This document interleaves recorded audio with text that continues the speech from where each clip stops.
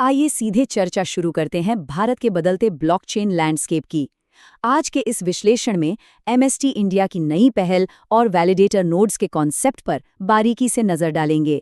Blockchain की दुनिया में चीजें बहुत तेजी से आगे बढ़ रही हैं और इस चर्चा के जरिए हम सीधे तथ्यों पर बात करेंगे कि यह तकनीक बुनियादी स्तर पर कैसे आकार ले रही है। तो इस चर्चा के मुख्य बिंदु कुछ इस प्रकार हैं। पहला, भारत का लेयर 1 इंफ्रास्ट्रक्चर।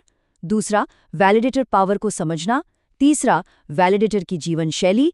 चौथा, फिजिकल एसेट्स और डिजिटल नोड्स की तुलना। और आखिर में नो कोड क्रांति।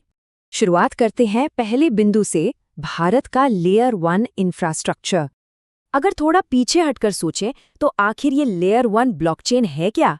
असल में इसे एक वो बुनियादी जमीन या फाउंडेशन माना जा सकता है जिस पर पूरा डिजिटल इकोसिस्टम खड़ा होता है। ये एक बेस नेटवर्क है जो बाकी सभी तकनीकी चीजों को संभव बनाता है। इसमें सबसे बड़ी अपडेट ये निकल कर आ रही है कि एमएसटी इंडिया पहली बार इसी फाउंडेशन यानी एक नए लेयर 1 ब्लॉकचेन इंफ्रास्ट्रक्चर का निर्माण कर रहा है।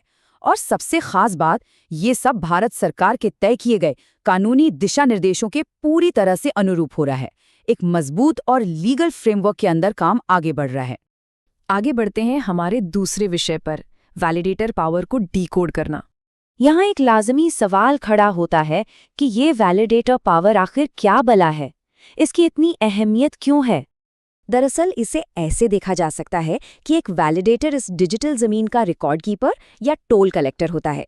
इनका मुख्य काम है नेटवर्क को सिक्योर करना, सारे डिजिटल ट्रांजैक्शन को प्रोसेस करना और इंफ्रास्ट्रक्चर की आम सहमति यानी कंसेंसस को बनाए रखना। ऐतिहासिक तौर पर यही उनकी असली ताकत का प्रतिनिधित्व करता है, क्योंकि उनके बिना सिस्टम चल ही नहीं सकता। अब आते हैं तीसरे हिस्से पर, वैलिडेटर की जीवन शैली। सोर्स मटेरियल ये बताता है कि ऐतिहासिक रूप से शुरुआती लेयर 1 ब्लॉकचेन वैलिडेटर्स ने एक बेहद शानदार जीवन शैली हासिल की है। इस इंफ्रास्ट्रक्चर की शुरुआत का हिस्सा बनने के नतीजे काफी बदलाव लाने वाले रहे हैं। लेकिन ये ध्यान रखना जरूरी है कि ऐतिहासिक रूप से इन लाभों को पाना इतना आसान नहीं था। इसके लिए नेटवर्क को बहुत जल्द अपनाना पड़ता था और सबसे बड़ी बात, एक हाई लेवल की तकनीकी विशेषज्ञता चाहिए होती थी। तब जाकर वो इंफ्रास्ट्रक्चर रिवॉर्ड्स मिलते थे। मतलब टेक्निकल नॉलेज की एक बहुत बड़ी दीवार थी। और यही हमें चौथे विषय की तरफ ले जाता है, भौतिक संपत्तियां बनाम डिजिटल नोड्स। यहाँ जमीन और सोने जैसी फिजिकल यानी ठोस संपत्तियों की तुलना उभरते हुए डिजिटल एसेट्स, खासतौर पर वैलिडेटर नोड्स से की गई है। ये निवेश को देखने का एक बिल्कुल नया नजरिया है। जब इन डिजिटल नोड्स के ऐतिहासिक मुनाफे और लाभों का आंकलन फिजिकल एसेट्स के साथ किया जाता है तो वेल्थ जनरेशन का एक अलग ही प्रतिमान देखने को मिलता है।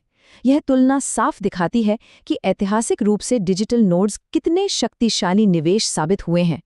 तो आइए चलते हैं पांचवें और आखिरी हिस्से पर, नो कोड क्रांति।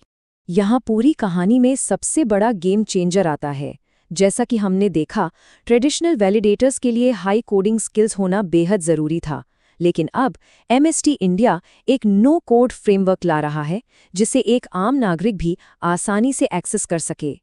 इसका सीधा सा मतलब है कि इतिहास में पहली बार किसी आम नागरिक को नो कोड वैलिडेटर बनने का रास्ता मिल रहा है, बिना एक भी लाइन का कोड लिखे।